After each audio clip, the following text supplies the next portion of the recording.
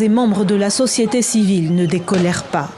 Tôt ce matin, des centaines de manifestants ont envahi les abords de la base logistique de la MONUSCO et ont attaqué le camp de transit. Leur message est clair, la MONUSCO doit partir. On ne voit pas d'autre solution avec ce gouvernement.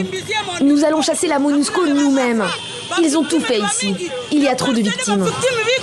La MONUSCO qui a déclaré qu'ils n'ont pas des armes pour se battre avec les rebelles, mais ils ont des armes pour tirer dans les civils des manifestants non armés.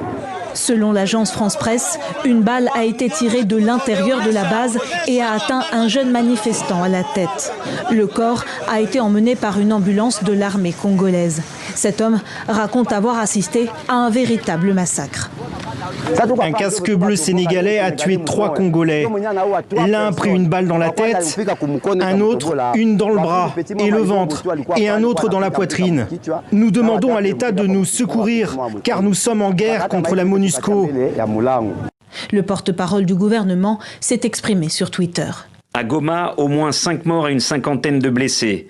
Nous reviendrons dans la journée avec Kassim Diagne, chef adjoint de la MONUSCO, dans un briefing spécial sur le bilan humain, matériel, ainsi que sur les conséquences à tirer. Nous ferons aussi le point du processus de retrait déjà entamé de la MONUSCO. La MONUSCO est depuis 1999 la mission de l'Organisation des Nations Unies pour le maintien de la paix en RDC.